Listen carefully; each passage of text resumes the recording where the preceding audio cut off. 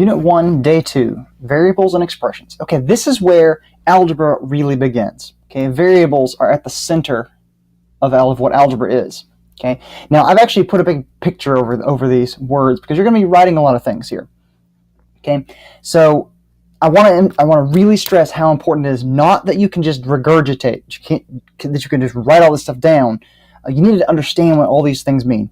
Okay, so pause the video as you go. Write down questions that you have, things that we can talk about in class. Okay, make sure that you're doing that as we go through this.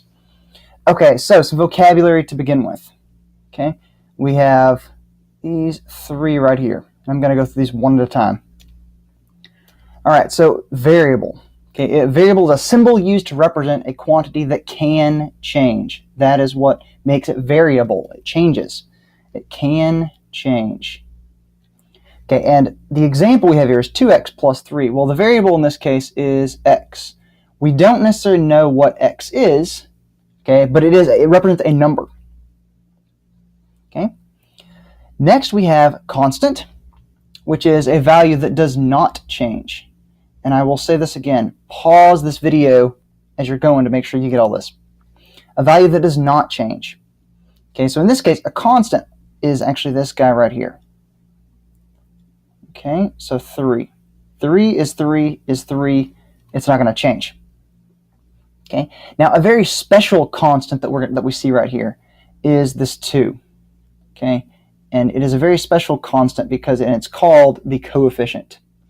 It's the coefficient. It's a number multiplied by a variable. This is right here is 2 times x. Okay, so it's being multiplied by that variable. Okay, moving on just a bit. We have numerical expression, which is an expression containing only numbers. Okay, so that could be something like 3 times 2 plus 4, which we believe we actually saw something just like this yesterday. But this is containing only numbers. Okay. The difference comes in where you have an expression that contains at least one variable. Okay, so like at the very top we had 2x plus 3. That contains at least that one variable right there, and so therefore it's an algebraic expression. Okay. This is the sort of thing that you've done middle school and before that. This is the sort of stuff that we start using. You may have done it some in 8th grade, but maybe not a whole lot. Okay, last thing we have is terms. Last definition we have is terms. The parts of an expression that are added. Okay, I'm going to say or subtracted right here because technically the subtraction will help you find those things, but really it's the things that are added together. Okay, so in this case we have two terms. We have 2x and we have 3. Those two are the two things that are added. All right. And we have this little box here on writing math. Okay, one thing in particular that gets a little confusing is multiplying. Okay, times, so when you say something times something else, you could write them just juxtaposed right next to each other. You can have them with this little multiplication dot, the multiplication little x. I don't like using this because x is often a variable in algebra. Okay, so I don't want to use this too much. But when you have parentheses right here, when it's right up next to each other in the parentheses, okay, those two are multiplied. Okay, so all these are ways we can say 2 times y. Now I want to make one big point before we start these problems right here, and it is these right here. There's something I like to call backwards words. Okay, there are 3 of them. And the way it works is if you see one of these words, or if you write one of these words, the order is changed. Okay, and we'll see some examples of this in a minute. But to, from, and than. Okay, so an example of this one right here is like if you see something added to. Okay, added to. Or if you see something that says subtracted, I can't fit that in there. Well, maybe I can. Subtracted from, as in 3 subtracted from 5. That's 5 minus 3. Okay, subtracted from, or added to is 2 added to 5. That's 5 plus 2. Okay, but the really big one is than. Often you'll see it as more than, less than, greater than, less than. I think I said that already. Greater than or Yeah, those are really the big ones right there. Okay, it's some relationship between numbers. Okay, but this guy right here is a really big one. And if you see any of those, just change the order. Make it backwards. All right, so now I've actually got my examples already written for these. I can give two ways to write each algebraic expression in words. I already have mine typed. Okay, I'm going to show them to you a few at a time. And I'm going to try to point out some really big things as you write those down. Okay, whoops, we don't want to write on that. Let's move this down. Okay, so the first one we have is x plus 3. Okay, and two ways you can write that, or is you could say the sum of x and 3, because sum is the answer to an addition problem. So that points us to this guy right here, the sum of x and 3. Okay, or you might see 3 more than x. Notice the than right there. 3 more than x. So more than tells you to switch it, so x plus 3. All right, number 2, we have m minus 7. Okay, subtraction. The answer to a subtraction problem is the difference. So the difference of m and 7. Or possibly, another backwards word, 7 less than m. That's m minus 7. Watch out for those backwards words. All right, and then another one that we have right here that actually is used in this example here. 2 times y is the product of 2 and y. Product being the answer to multiplication problem, or you could, that is 2 times y. Okay. So we can move this guy down a little bit more. Okay, so the next 3 that we have, move that. Okay. Next 3 we have the quotient, so k divided by 5, the quotient of k and 5. Okay, quotient being the answer to a division problem, or k divided by 5, exactly the way you read it. Okay, on number 5, 4 minus n. Read that as 4 minus n, so that's the second one right there. Sometimes that just works, k divided by 5. But n less than 4, okay, than, backwards word. So 4 minus n. Okay, number 6, the quotient of t and 5. This guy right here, this guy right there, it's actually called, there's a name for it, it's called the vinculum. We don't use it very often, but this word, this little bar right here, fraction bar, means divided by, t divided by 5, or the quotient answer of t divided by 5. Okay.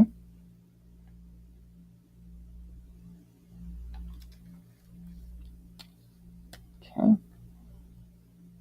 Last 2 on this page. We have 2x minus 5. Okay, now you could see that as 2 times x. That's what these two are. Oops. 2 times x minus 5. Okay, notice the comma right here. That's going to separate the 2x and the minus 5. Okay, these two are stuck together. We've got to make sure they stay together. And the next way that you could write this, and by the way, there are lots of possible ways you could write these. These are just the 2 that I liked for each one that I kind of made up. Okay, all right, the difference of 2 times x and 5. Okay, so difference means subtraction, right? It's 2 things are subtracted, 2 times x and 5. Okay, this and kind of separates those 2 things that are subtracted. That's pretty similar to what we're going to see right over here. All right, and by the way, this is, okay, there we go. This guy right here, I've actually got, this is the way that I'm bulleting these. That's not a negative 1/3. All right, so we could see, get me in the corner. Okay, so this one we have 1/3 x minus 1/3 times 9. So you could write this a couple of ways. You got the difference of 1/3 times x, the difference meaning the minus right there, and 1/3 times 9. That's one way you could write that. You could also have 1/3 times 9 less than, what does than do again? Switches the order. Okay, so 1/3 times 9 less than 1/3 times x. Okay, so we're taking this away from this.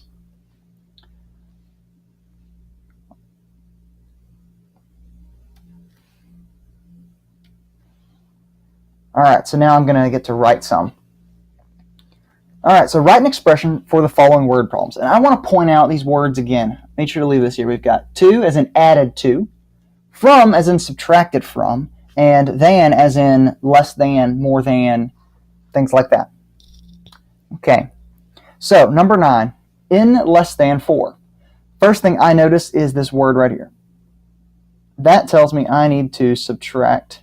I'm subtracting because I have less, but then I'm going to switch this. So I'm going to have 4. I have 4. Ooh, that's awful.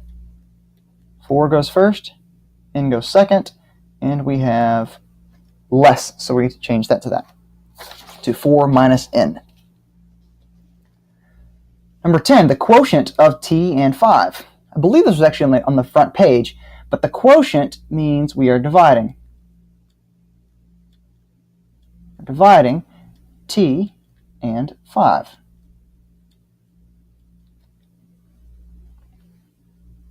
Okay, so t divided by 5.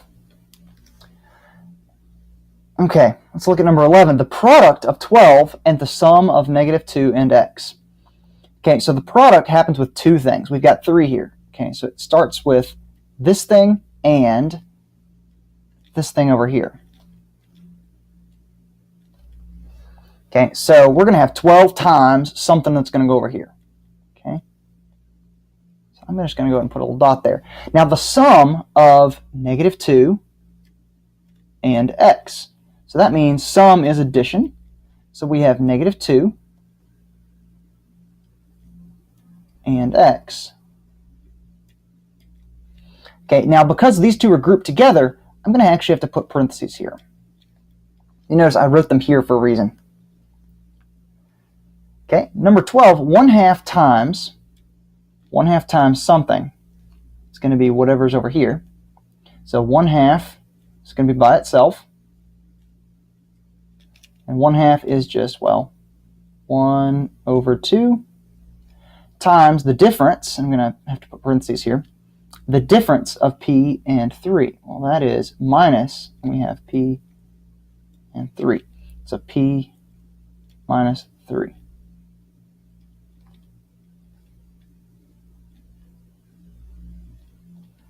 Okay, that's too awful. I can't do that.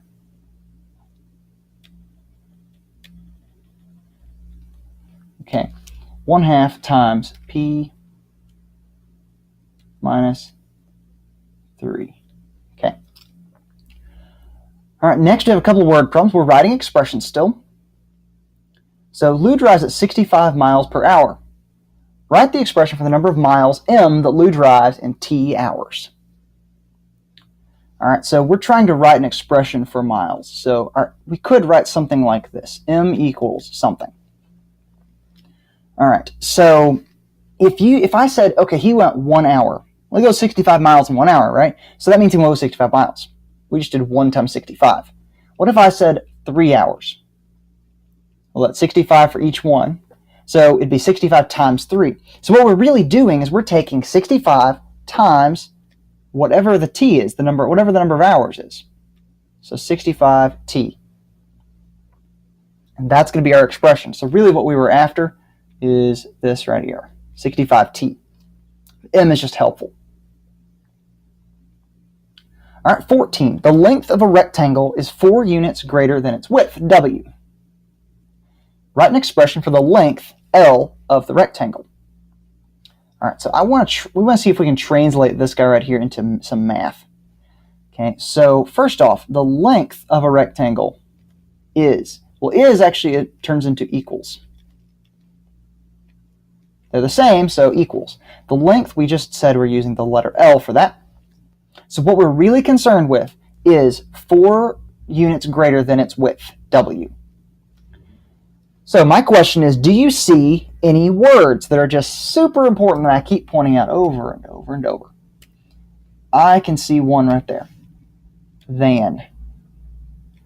That is a backwards word, so we are going to switch these two guys, and we're going to do plus, because we have greater than. So plus. Okay, and it's going to be w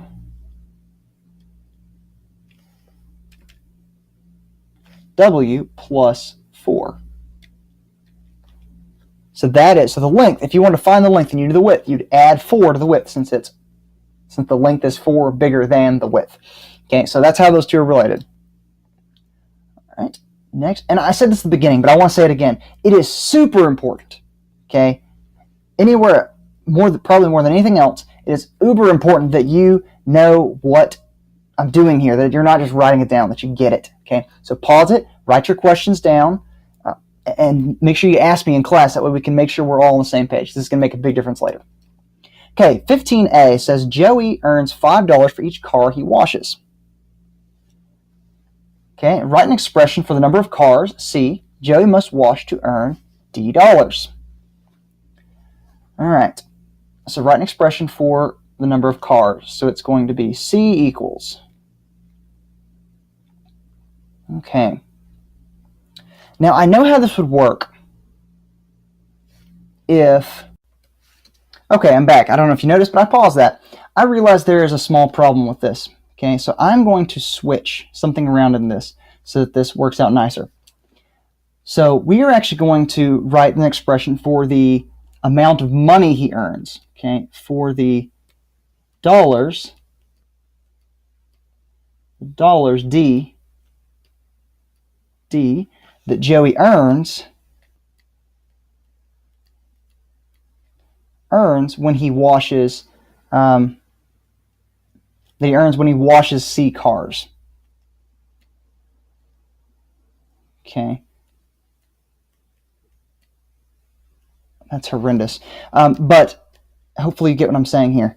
I'm just going to switch these two. So it's going to be when he washes C cars. Okay, so we're going to write an expression for D dollars that he earns when he washes C cars. So if he washes 1 car, that means he earns $5. If he washes 7 cars, he earns $35. So what we're doing is we're taking 5 times the number of cars that he washes. So 5C is going to be our answer for this one. Okay, now part B says write a new expression given that Joey does not get paid for those first 4. Okay, so we have to somehow ignore the first 4 cars that he washes. Okay, now it's actually a lot easier than you might think it is. Okay, so it's still going to be $5 for cars, but we're going to ignore those first 4 cars. So let's say he washes 7 cars. That's like he only washed 3, right? Okay, so we're actually just so we want to somehow take the number of cars and take off those first 4, and that's actually how we would do it. So all this means is that ignore those first 4 cars. So if we said, okay, he doesn't get paid for the first 6 cars, we would just change the 6 right there. If we wanted to change how much money he makes, say he earns $7 instead, then we would change the 5 to a 7. See how each of those bits, each of those parts affect the rest of that final answer, the amount of money he earns. All right, number 16. Roberto has 5 less dimes than quarters, and there are Q quarters. Write an expression for the number of dimes, D. Okay, so we're going to have dimes equals. Now this is there are 5 less dimes than quarters. So that's like, okay, if there's 15 quarters, then there's 10 dimes, right? How did we get from 15 to 10?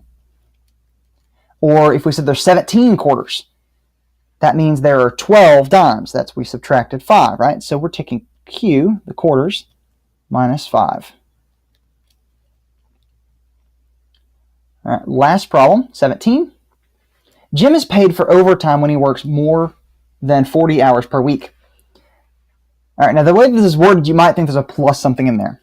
Okay, but we have to think about this, what it means. When you work more than 40 hours, so if you work 45 hours, that means you worked 5 hours overtime. Okay, you took off 40. So the way we're going to say this, overtime, the X, is, write an expression for the number of hours he works overtime, X when he works H hours. So H minus 40. So for instance, if he worked 45 hours, that means he worked 5 overtime. Or if he worked 50 hours that week, really busy week, he got 10 hours overtime because we take off the first 40. All right, so the question we're really after right here says, find the number of hours Jim works overtime when he works 40. 48 and 52 hours. Use the expression from part A. Now I'm actually going to make a table out of this. So they give us the overtime, or the number of hours he works, which those are H. So I'm going to have H, and I'm going to have X equals H minus 40. All right, so if we take in, if he works 40 hours, then that means he's going to work overtime 40 minus 40, or 0 hours overtime. A little boring. Say he works 44.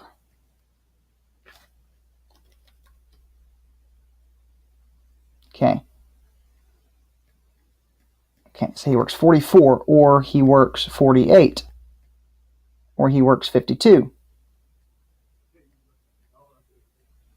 Okay, then we would take that minus 40, right? So 44 minus 40, which would give us 4 hours overtime. Or if we continued that, we'd subtract 40 again, so we'd 48 minus 40, which is 8. Or 52 minus 40, which would give us 12. All right. So there we have it. Unit 1, day 2, variables and expressions. Okay. Now, like I said, make sure you understand what's going on here. Do not just write it down and say I'm good, okay? Because it'll really mess you up later. Okay. Actually, our first test and then after that. All right. Let's keep going.